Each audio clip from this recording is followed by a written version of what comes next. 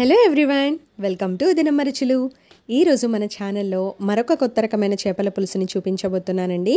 Taste చాలా బాగుంటుంది, మీరు కూడా ఒకసారి ట్రై చేయండి. అయితే ఈ చేపల పులుసు కోసం నేను వాడిన చేపని ఆంధ్ర సైడ్లోనేమో గురకలు అంటారంటండి, తెలంగాణలో అయితేనేమో పాంప్లెట్స్ అంటారంట.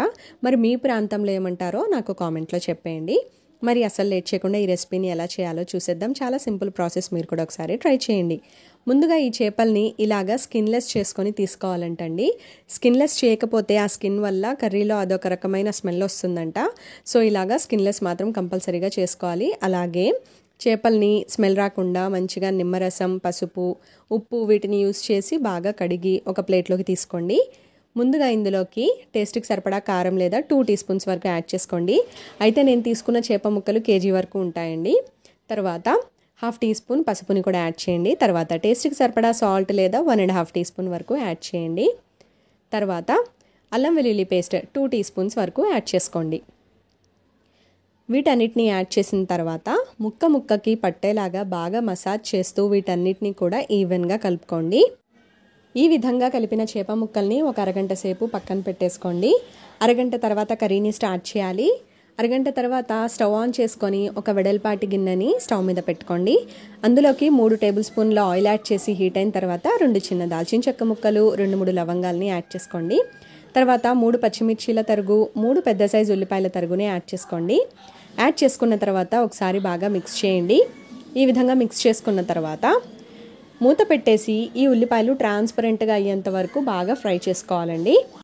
అయితే ఉల్లిపాయలు ఫ్రై అయ్యేటప్పుడే 1 టీ స్పూన్ అల్లం వెల్లుల్లి పేస్ట్ కూడా యాడ్ చేసి పచ్చివాసన పోయేంత వరకు ఫ్రై చేసుకోండి. దాని టేస్ట్ ఇంకా బాగుంటుంది.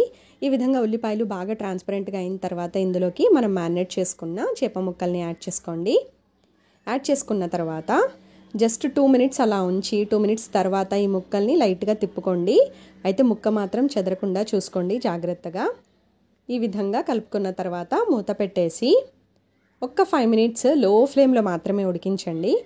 ఈ విధంగా లో ఫ్లేమ్లో మాత్రమే 5 మినిట్స్ ఉడికించిన తర్వాత ఇందులోకి 1 కప్పు వరకు పలుచటి చింతపండు రసాన్ని యాడ్ చేసుకోండి. పలుచగా అంటే మరీ పలుచగా కాదు, అలాగే చిక్కగా కూడా కాదు. 1 కప్పు వరకు యాడ్ చేసుకోండి.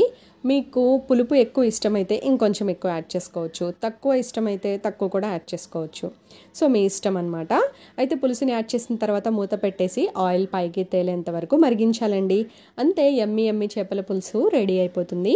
ఇక ఫైనల్గా ఇందులోకి మనం గరం మసాలా పౌడర్ని యాడ్ చేసుకోవాలి. 1 టీ స్పూన్ వరకు యాడ్ చేసుకున్న తర్వాత ముక్క చెదరకుండా స్లోగా కలుపుకోండి.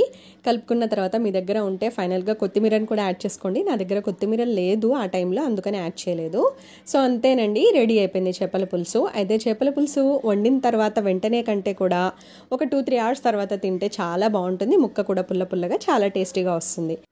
మరి నా ఈ రెసిపీ మీకు నచ్చిందా? నచ్చినట్టయితే లైక్ చేసి మీ ఫ్రెండ్స్ అండ్ ఫ్యామిలీ మెంబర్స్కి కూడా షేర్ చేసేయండి. కొత్తగా చూస్తున్నట్టయితే సబ్స్క్రైబ్ చేసుకోవడం మాత్రం మర్చిపోద్దు. Thank you.